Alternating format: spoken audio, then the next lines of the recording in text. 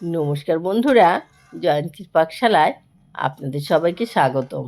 আজকে আমি যে রেসিপিটি নিয়ে এসেছি সেটি হলো বেগুন আলু ডিমের চচ্চড়ি। এটি ভাত, রুটি, পরোটা সবের সঙ্গে খেতে ভালো লাগে। আসুন রেসিপিটি দেখে নেওয়া যাক। এখানে আমি একটি কড়াই বসিয়েছি, দিয়েছি সামান্য সাদা তেল। তার মধ্যে একটি ডিমকে আমি দিয়ে দিলাম, দিয়ে সামান্য লবণ দিয়ে ডিমটাকে একটু ঝুরি ভাজার মতো করে নেব। নেড়ে নেড়ে একটু ঝুরি ভাজার মতো করে নেব।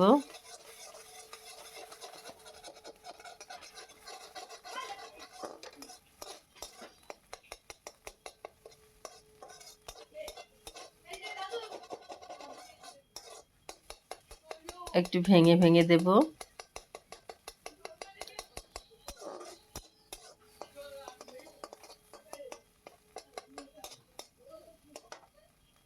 এখন ডিমটাকে একটি পাত্রে আমি নামিয়ে নেব।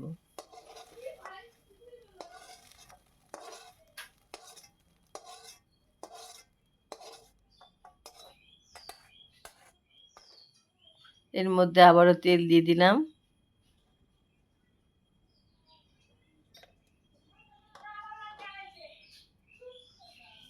তেল গরম হয়ে গেছে, হাফ চামচ কালো জিরে ফোড়ন দিয়ে দিলাম।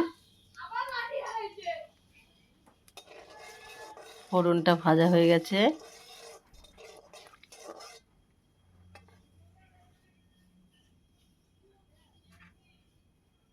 দিয়ে দিচ্ছি মাঝারি সাইজের দুটো পেঁয়াজ কুচি কুচি করে কেটে রেখেছি, ওটাকে আমি দিয়ে দেব এই তেলের মধ্যে। দিয়ে দিলাম কিছুটা কাঁচা লঙ্কা, ঝালটা আপনারা আপনাদের পছন্দ মতো দেবেন। দিয়ে দিচ্ছি কাঁচা লঙ্কা, তারপর দিয়ে দিলাম পেঁয়াজ।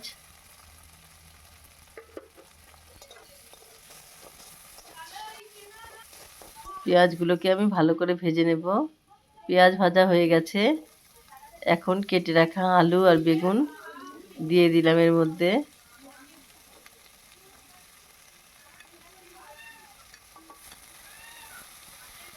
এভাবে করে একদিন বাড়িতে রান্না করে খেয়ে দেখুন, আশা করছি ভালো লাগবে। আমার চ্যানেলে নতুন বন্ধু হলে চ্যানেলটিকে সাবস্ক্রাইব করার অনুরোধ রইল। পাশে থাকা বেল আইকনে ক্লিক করে দেবেন, অনেক অনেক শেয়ার করবেন।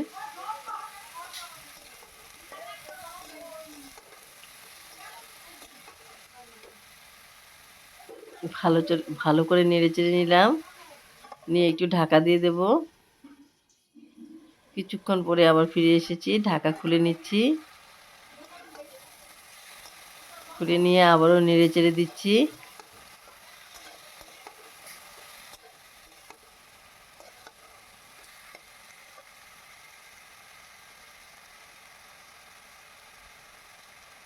দিয়ে দিচ্ছি হলুদ গুঁড়ো, লবণ। যেহেতু পেঁয়াজ ভাজার সময় আমি একটু লবণ দিয়েছিলাম।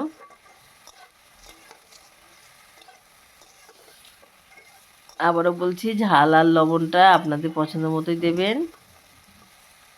ভালো করে নেড়ে চেড়ে দিচ্ছি। দেখতেই পাচ্ছেন আলু আর বেগুন ভাজা হয়ে গেছে। দিয়ে দিলাম ধনের গুঁড়ো, লঙ্কা গুঁড়ো, দিয়ে আবারও নেড়ে চেড়ে নিচ্ছি।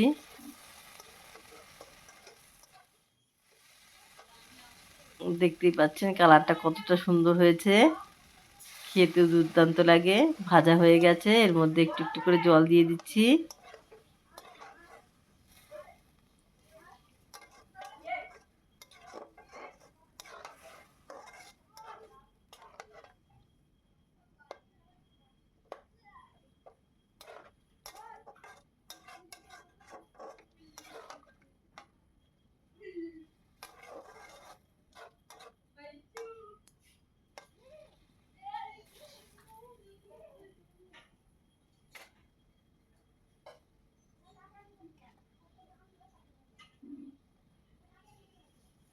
দিয়ে দিচ্ছি ভেজে রাখা ডিম। আপনারা চাইলে দুটো তিনটে ডিমও দিতে পারেন, আমি এখানে একটা ডিমই ইউজ করেছি। ভালো করে নেড়ে চেড়ে নামিয়ে নিলে তৈরি হয়ে গেল বেগুন আলু ডিমের চচ্চড়ি। একটু ঢাকা দিয়ে দিচ্ছি, ঢাকাটা খুলে নিচ্ছি। খুলে নিয়ে আবারও নেড়ে চেড়ে দিচ্ছি।